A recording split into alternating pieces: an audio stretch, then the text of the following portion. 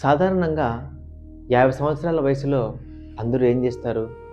హ్యాపీగా ఫ్యామిలీతో సెటిల్ అయ్యి, పిల్లలతో ఆడుకోవడమో, ఫ్యామిలీతో గడపడమో చేస్తూ ఉంటారు. కానీ కొంతమంది మాత్రమే వాళ్ళు కన్న కలల కోసం కష్టపడతా ఉంటారు. 50 ఏళ్ల వయసు అయినప్పటికీ కూడా మనం కన్న కలలను సాధించడానికి ఏమాత్రం కూడా తక్కువ కాదని వాళ్ళు ఆలోచిస్తారు. అలాంటి వ్యక్తుల్లో ఒకరు ఫాల్గుని నాయర్. ఈమె 50 ఏళ్ల వయసులో కూడా తాను కన్న కల కోసం ఒక బిజినెస్ ప్రారంభించింది. ఈమె అవకాశాలు లేకనో, ఉపాధి లేకనో, లేకపోతే డబ్బు లేకనో తన యొక్క ఆలోచనను ప్రారంభించలేదండి. ఈమె కోటక్ మహేంద్ర ఇన్వెస్ట్మెంట్ బ్యాంకులో ఆమె యొక్క ఇన్వెస్ట్ బ్యాంకర్గా పనిచేస్తున్నారు. మంచి శాలరీ, మంచి పొజిషన్.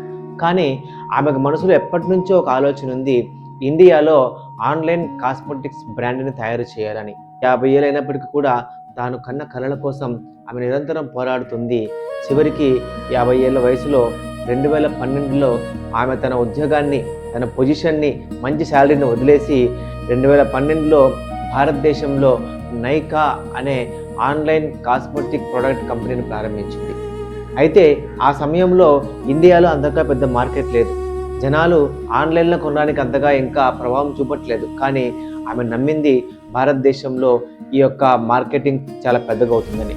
తను నమ్మిన కల కోసం 50 ఏళ్ల వయసులో అన్నీ వదిలేసి ఒక కొత్త బ్యూటీ ప్రోడక్ట్ని భారతదేశంలో స్థాపించింది. అయితే ప్రారంభంలో అంత ఈజీ అవ్వలేదు. చాలా కష్టపడింది, వినూత్న ఆలోచనలు చేసింది. చివరికి 2021లో నైకా కంపెనీ IPO షేర్ మార్కెట్కి వచ్చింది. సో దీన్ని అంటారు సెల్ఫ్ మేడ్ బిలియనీర్ అని. మనం కన్న కల కోసం కష్టపడాలి. అది 20 సంవత్సరాల, 30 సంవత్సరాల, మన ఏజ్ 50 సంవత్సరాల కాదు. కొన్నిసార్లు మనం కన్న కల మనల్ని ఎప్పుడు నిద్ర లేపుతూనే ఉంటుంది. ఈరోజు జెన్జీ చాలామంది ఉన్నారు.